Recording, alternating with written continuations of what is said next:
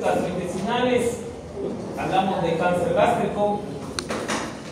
Cáncer gástrico estoy viendo un montón de cáncer gástrico. En general, post pandemia, la incidencia de cáncer ha aumentado, ¿verdad? O sea, somos más oncólogos en el hospital, pero vemos más pacientes.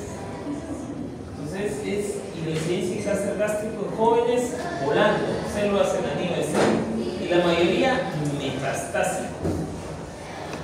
Y los gastros van a tener un montón de chamba, caña y caña, caña y caña. Entonces, el estómago es una bolsa en sí, ¿ok? Que se conecta con el esófago por el cardias, que es el esfínter anatómico del cardias, y con el intestino delgado con el píloro. Entonces tiene tres partes, lo dividimos en tres partes anatómicas. El fondo, que valga la contradicción, es la parte superior, el cuerpo y la región antropilórica. ¿Okay? Dependiendo de dónde esté, te da la sintomatología. Si tenemos un tumor por acá a nivel del cuerpo pegado al cardias, de repente vas a comenzar con disfagia progresiva. Poco a poco no vas a poder comer. ¿Okay? Y si de repente está en la región antropilórica, vas a poder comer, pero después de comer una media hora después lo vas a vomitar. ¿Por qué? Porque esto de acá no va a permitir el paso. Entonces es muy importante conocer las razones anatómicas. El estómago está muy pegado al hígado para el lado derecho, ¿ok? Hacia acá está el diafragma, hacia arriba, obviamente el diafragma, y el epíplomo lo tapa, que es la grasa en sí, que es el mantel, por así decirlo, de grasa con ganglios que lo recubre específicamente a esta estructura. Y entonces, en sí, el cáncer gástrico nace en la mucosa. Entonces sabemos que la mucosa, en la cavidad oral, el esófago, la primera parte del esófago, de repente hasta la segunda, es epidermoide del epitelio. A partir del esófago distal, ¿okay?, hasta el canal anal, es adenocarcinoma, es glandular, son glándulas. ¿Okay? Entonces, este tumor nace en la luz gástrica, en la mucosa gástrica, y lo que hace es penetrar específicamente mucosa muscular serosa, ¿okay?, penetrar, y lo que hace es va creciendo en profundidad, va invadiendo hasta romper la serosa y llegar a la cavidad abdominal. Cuando llega a la cavidad abdominal, se esparce por todo el abdomen específicamente, y es lo que llamamos nosotros como carcinomatosis. Entonces, eso de la carcinomatosis ya es una etapa, una enfermedad en etapa 4 en sí. Etiológicamente tenemos factores ambientales, ¿okay?, generalmente las comidas, y dentro de las comidas los productos que tienen bastante nitrógeno específicamente, y dentro de los productos que tienen bastante nitrógeno son las carnes. ¿Importa la forma como lo cocines? Sí. Los productos que son las carnes, cuando son cocidas a altas temperaturas, estos productos nitrogenados son los que se metabolizan más rápidamente, y estos son los que producen la enfermedad en sí. También los alimentos conservados, salados, específicamente crudos, también tienen que ver. ¿Okay? Muy importante, además de eso, la baja condición socioeconómica, generalmente orientado al no acceso a agua potable. ¿Por qué? Porque una bacteria muy importante para la aparición de cáncer gástrico es el Helicobacter pylori, que generalmente está en agua no potable. ¿Okay? Y después lo otro, generalmente los factores de riesgo general, como el fumar, ¿okay?, pobre consumo de frutas y verduras y todo lo demás. En la parte genética, generalmente hay la mutación CDH1, el gen CDH1 es la que está relacionada con cáncer hereditario o genético, y de ahí tenemos otros factores específicamente como la gastritis agudas, específicamente las gastritis crónicas, que si no se tratan, a la larga podrían evolucionar a una displasia y la aparición de un cáncer gástrico en sí. Epidemiológicamente, cáncer gástrico, cáncer de estómago, cuarto lugar en varones, ¿okay?, en incidencia. A nivel de mortalidad, también cuarto lugar. A nivel de mujeres, específicamente, lo tenemos por acá, no está dentro de los más frecuentes, dentro de las mujeres, más que todo en el varón. A nivel de Latinoamérica y el Caribe, la cuenca del Pacífico, llámese Perú, Chile, Ecuador,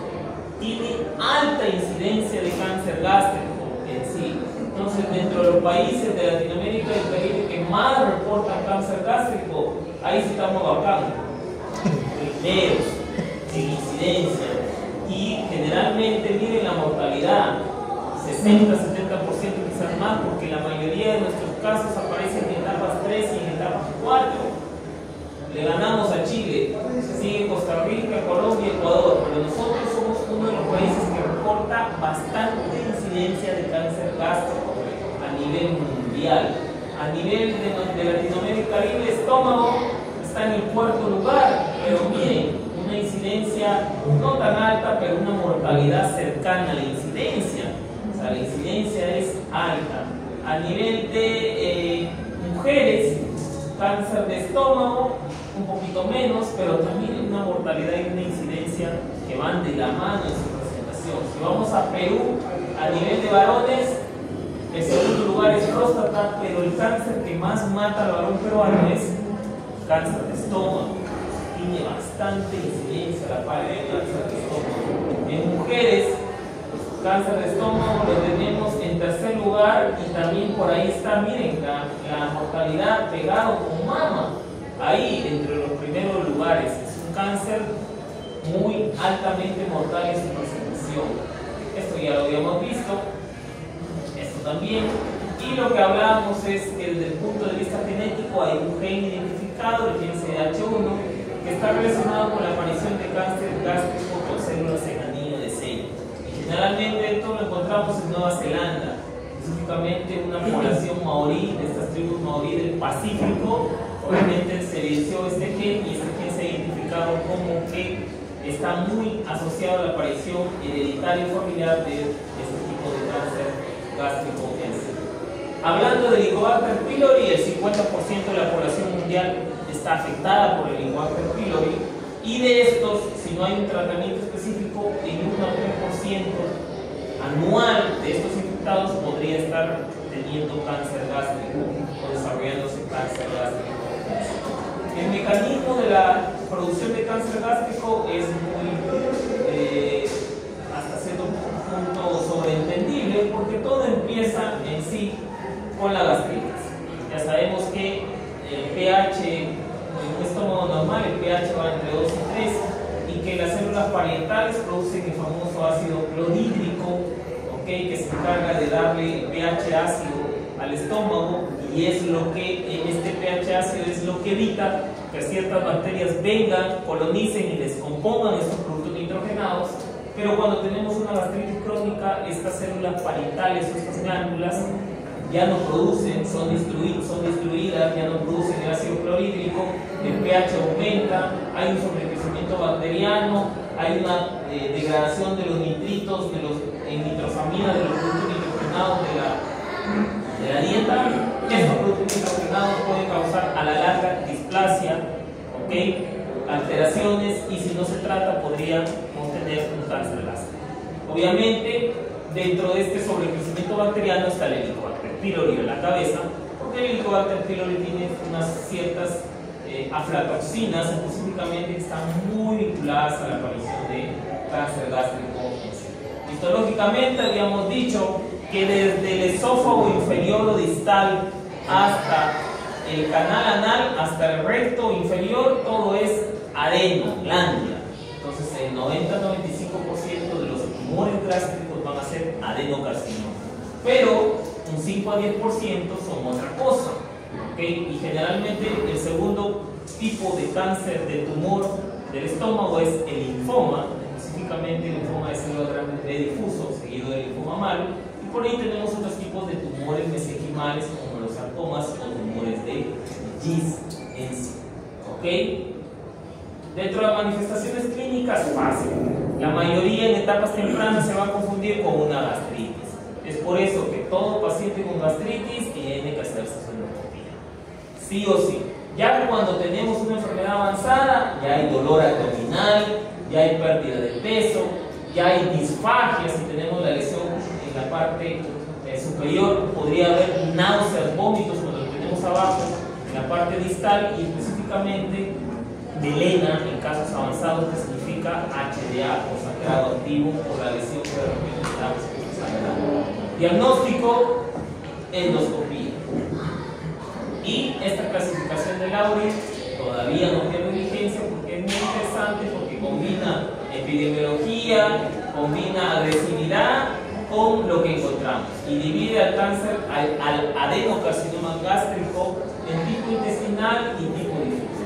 El tipo intestinal específicamente se da en personas mayores de 60 años, sexo masculino, generalmente asociado al Helicobacter pylori, tiene como antecedentes la gastritis comentada y generalmente es una enfermedad de mejor pronóstico y cuyas metástasis generalmente son hepáticas. Y por el otro lado tenemos al difuso, al famoso con células en anillo de sello, que se da más en jóvenes, que no tiene específicamente asociación con el Helicobacter pylori ni con gastritis, y que generalmente es una enfermedad más agresiva y lo que hace es carcinomatosis o afectación de peritoneo. Esa es la clasificación de Laurie.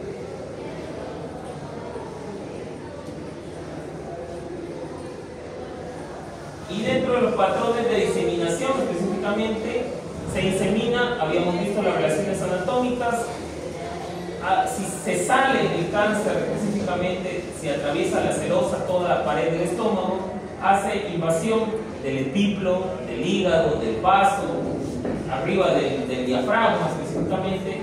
Tenemos metástasis ganglionares a nivel loco-regionales, las que están alrededor del estómago, tanto en la curvatura menor como en la curvatura mayor. Y a distancia, los famosos ganglios de Virchow, ganglios de Irish, nódulo hermano María José, que son signos de enfermedad avanzada en sí. Por vía hematógena, el sitio que más afecta es el hígado.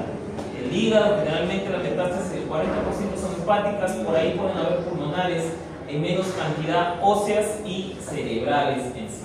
Y como vimos la otra vez en una chica que vino con tumor de Krukenberg, ¿no? ¿Quién estuvieron en la rotación el lunes? Vimos una chica que vino con tumor de Krukenberg.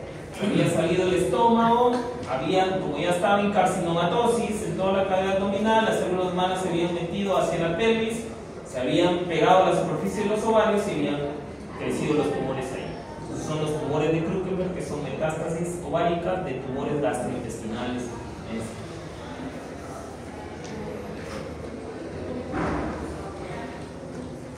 Ahora, esta es la carcinomatosis, todos los intestinos se pegan, ¿ok? Estos son los tumores de Krukenberg en los ovarios, específicamente ascitis en sí. Ahora, TNM igual, una vez que tienes el diagnóstico de cáncer gástrico, lo que haces es tomografías de tórax, abdomen y pelvis para poder ubicarlos específicamente. Y el tratamiento depende mucho de la etapa.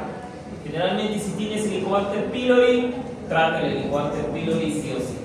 Y generalmente, cuando está en etapa temprana, todo se opera.